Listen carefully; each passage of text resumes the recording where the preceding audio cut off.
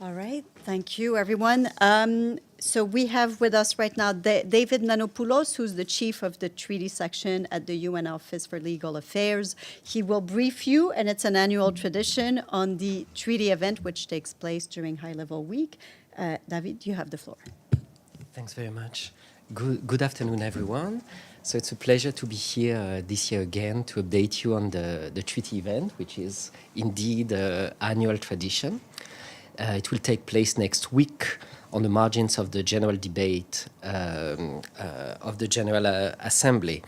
So we've been doing this event for almost 25 years now. It was initiated in 2000 by the Secretary General, and it's based on a very simple idea. The Secretary General takes the opportunity of having so many heads of state, head of government, ministers of foreign affairs present in New York to invite them to join multilateral treaties deposited with him. So this year, the theme of the event is strengthening the multilateral treaty framework. And in his invitation to heads of state, the Secretary General stressed the significance of a strong international treaty framework to reach our common objectives. He noted, and I will quote him on that one of the keys to the development and effective implementation of international law is the achievement of universal participation in the multilateral agreements for which I serve as depository.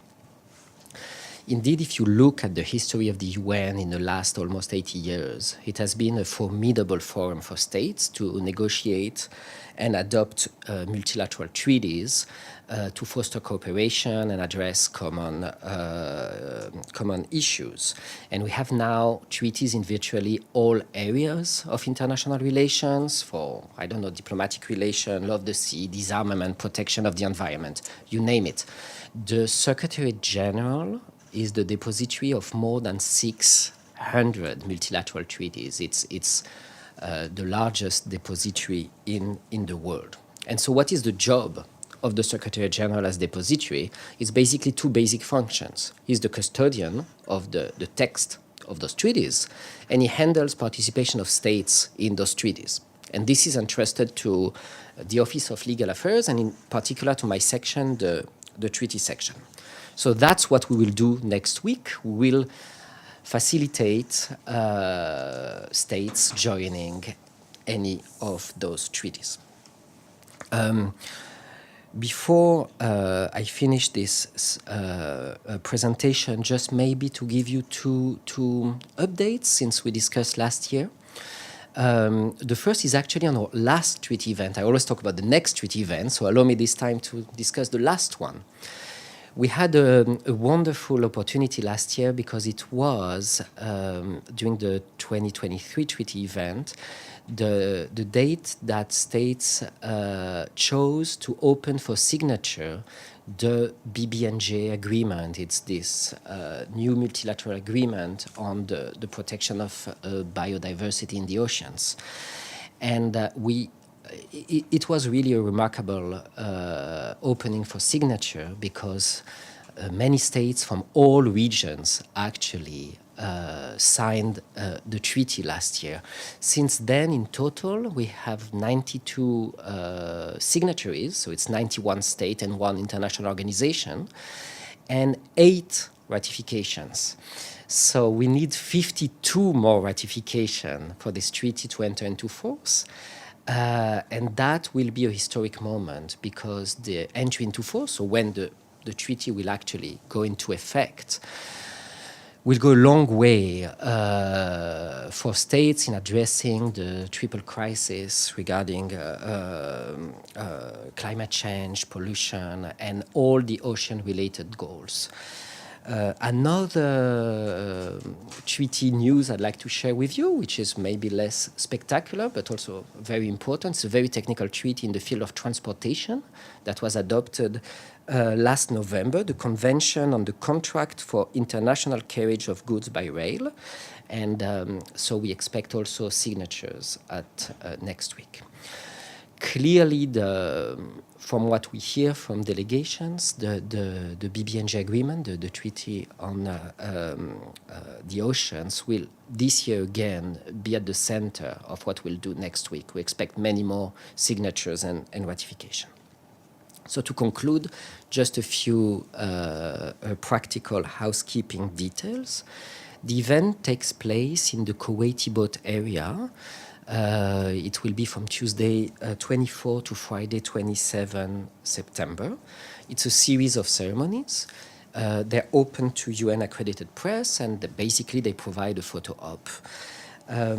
You have all the information in a booklet that we've prepared and that you all got in English and French.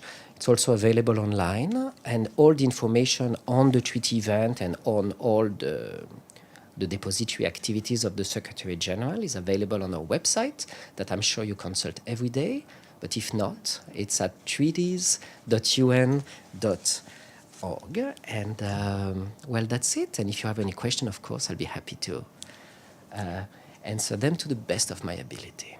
Thank you, thank you. Let's go first to Edie, then Amélie. Thank you very much on behalf of the United Nations Correspondents Association for doing this briefing.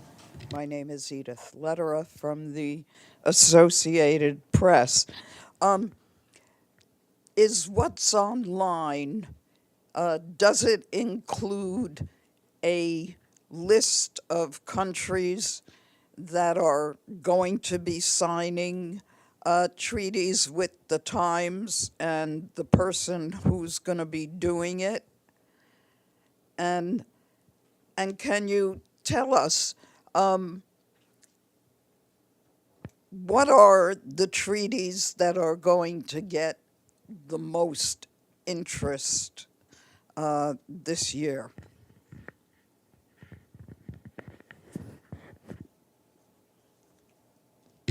Thank you. That's the $1 million question. I'll answer what is actually already penciled. It's basically a logistical challenge. And so since it's heads of states and ministers of foreign affairs mostly that represent their countries, I don't want to announce anything if it doesn't happen. We expect, what I can tell you now is that we expect a number of countries. I can give you India, Singapore, Papua New Guinea, Madagascar, Côte d'Ivoire, Liberia, Turkey, Dominican Republic. Those are names that I can confirm, but we have many more. The treaties, I believe, that will attract the more attention clearly is the BBNJ. The BBNJ is the last multilateral agreement of this scale that was adopted. It's a very young treaty. It opened for signature. Today is the 19th, so I mean, not even a year ago. It means that in all countries, all the domestic procedures that are necessary before they come to us at the international level are taking place. And of course, this is a fantastic opportunity. I expect also a number of actions in the field of disarmament, maybe on the Treaty on Prohibition of Nuclear Weapons. But we'll see. What we do is, in any event, we report every day on all the actions taken with a daily report, and at the end, so you'll be informed in real time if you cannot spend 4 days in the Kuwaiti boat area looking for yourself. Thanks. Amélie Bottelier from AFP News Agency. A question on the BBNJ. Do you have the number of countries who should sign the treaty this year? And you mentioned ratifications. Is there also events, like official events, to give the ratification documents? Yeah, so let me answer to the second question. Basically, to join the multilateral treaties, there are two different actions. One is the signature, and the other one is the deposit of the instrument of ratification. We do both. We do both. So the treaty event is not only on signatures or only on ratification, it's all treaty actions. So we have signatures, we have ratification, and for the BBNJ, I cannot give you the number for the same reason, because some of them are not completely confirmed yet. I expect.